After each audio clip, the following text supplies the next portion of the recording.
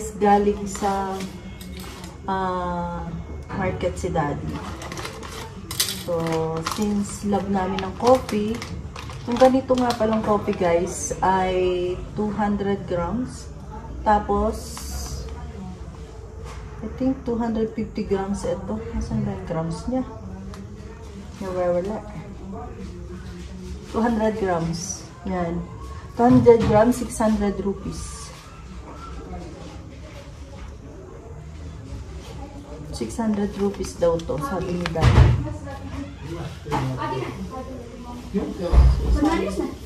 दो दिन से पढ़ा नहीं है लड़का अभी मेरी शादी There, in the kitchen. There. So, ayan. Coffee, tapos, ayan, binilhan na naman ako ni Daddy ng sitaw. Mas okay na siya ngayon. Ayan. Ito na, available. Tag-sitaw ngayon, guys. Kaya swerte ko. Tapos sabi ko, bilhan niya ako ng ladyfinger okra. Ang dami-dami niya biniling okra. Ayan. Tapos, sabi ko, bilhan niya ang kalabasa. Ganito lang po ang kalabasa dito, maliliit. So, maganda siya kasi baby kalabasa pa siya. Ayan. So, okay to. Mura to. Mura. Tapos, binilhan niya rin ako ng talong na mahaba. Ayan. Kasi yung ginagamit nilang talong is maigsi. Ay, yung bilog lang. Pero ako mahaba. So, specifically, si Daddy, binibilhan niya ako ng mahaba. Ito para sa akin to. Ayan. So, baka guys, sa isang araw ay mag-bulang lang tayo. Kasi namimiss ko ng bulang lang. So, ayan guys, nakadoble-doble ako. So, kasi malamig talaga dito. Sobra. So, kararating lang ni father-in-law. Tinitimplahan ko lagi siya ng black coffee. So, yun kasi black coffee at yung timpla ko. So, ayan.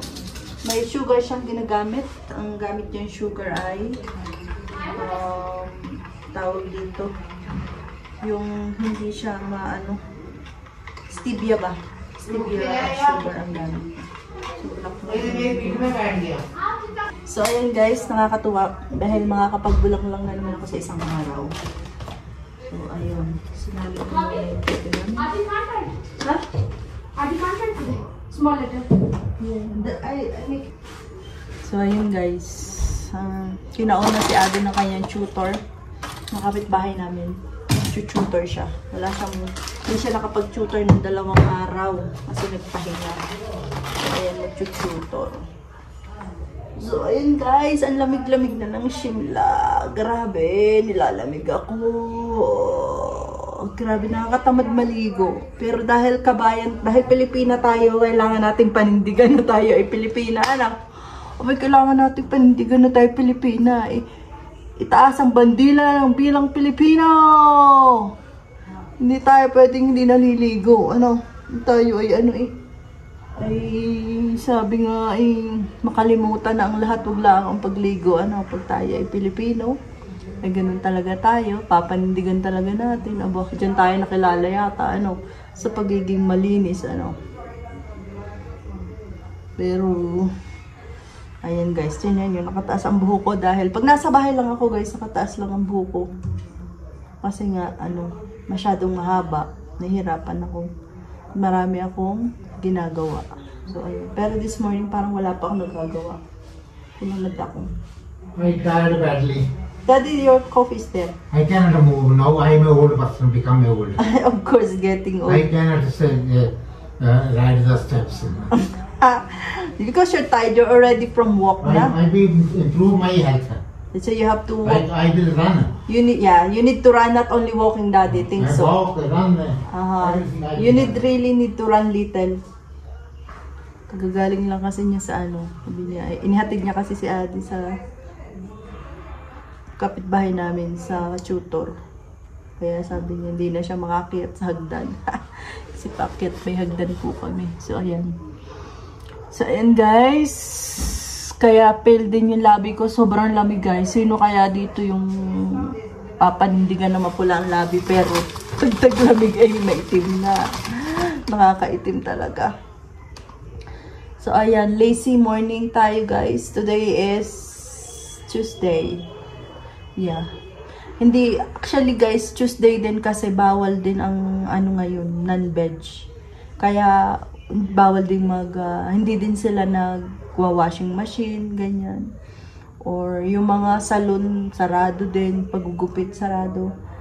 So, ayun, kaya nakakatamad this day, kasi Tuesday nga. Pero anyway, ako naman kahit sa umagang-umaga, hindi ako nakakakilos. Kasi nakapagawa naman ako ng chapati.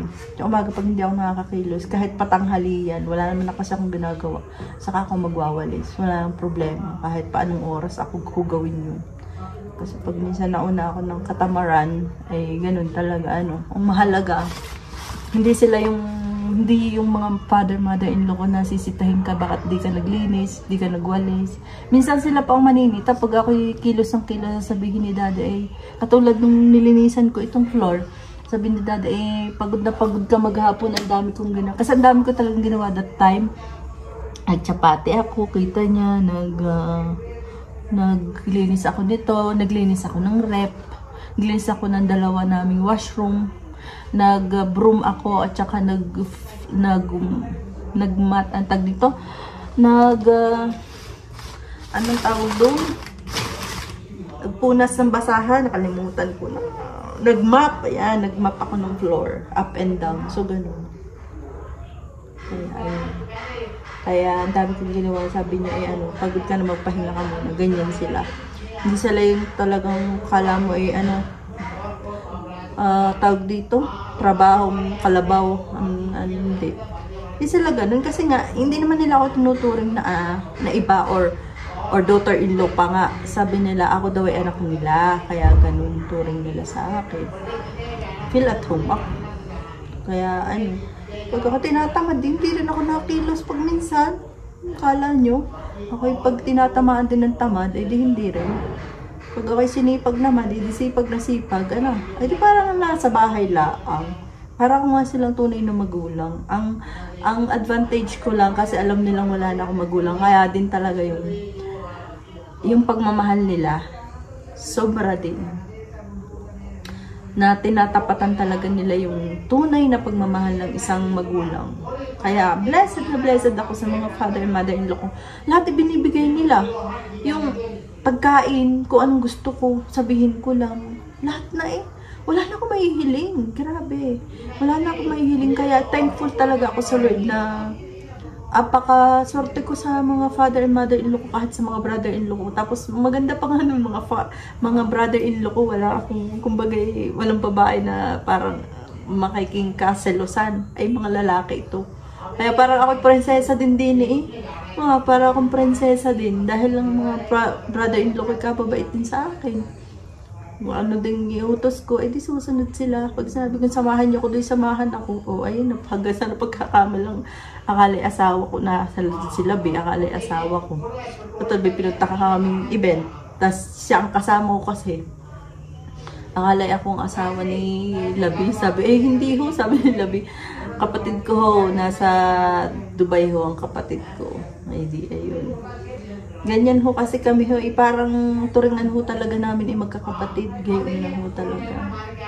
Kaya naman ako super happy and blessed na sabi ko nga, ano yung nagawa ko sa buhay ko na deserve, na kumbaga deserve ko itong mga na aking kumbaga nakakamit ngayon. Yung mga nangyayari sa buhay ko. Paano ko na-deserve kumbaga. Siguro dahil sabi nga sa Bible, diba? Malalapit ang loob ng Lord sa mga ulila. So ever since na ulila kami, talagang ang Lord, hindi kami pinabayaan. Kaming tatlo. Kahit ang dami naming pagsubok na pinagdadaanan. Kanya-kanyang pagsubok, kanya-kanyang laban. Kasi magkakahiwalay nga kami. So, kanya-kanya kaming laban. Talagang kanya-kanya kaming tatag ng loob. Lalo na ako. Ako ang pinakabunso. So, talagang tinatagan ko yung loob ko kahit ang dami kong struggles nung lumalaki ako.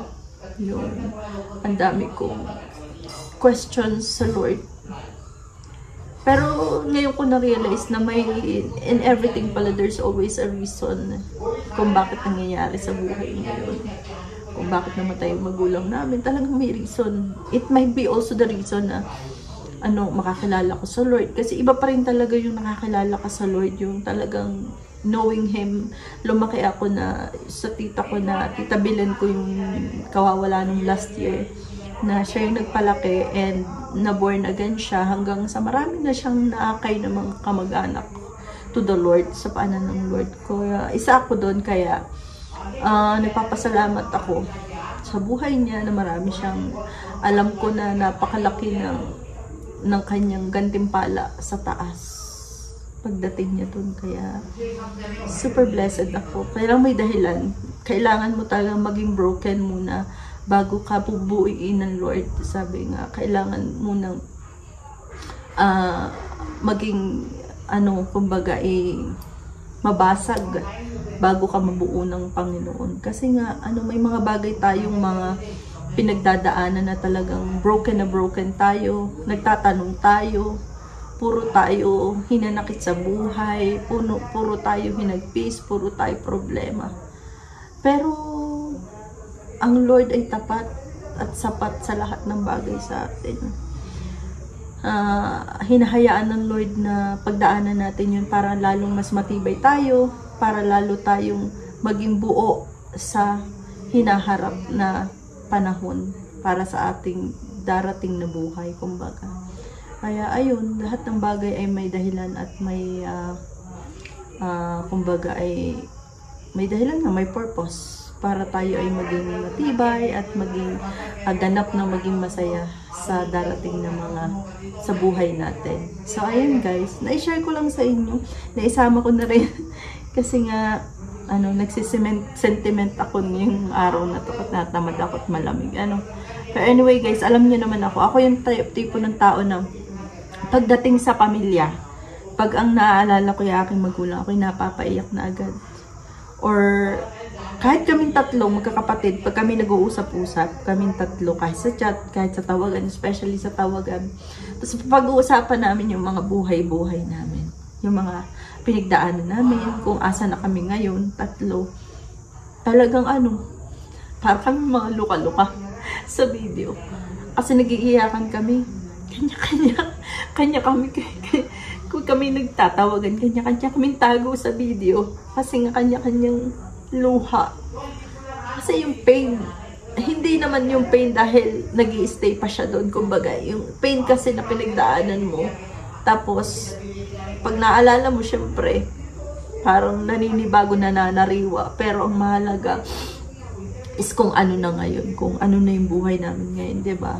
From siguro din hindi rin natin alam, malay mo, dahil nga sa bukid kami nung nakatira, maaring buhay namin na hindi maging ganito kung hindi rin kami talaga, ang mga magulang namin ay hindi nawala, or talagang isasacrifice para sa mga bagay na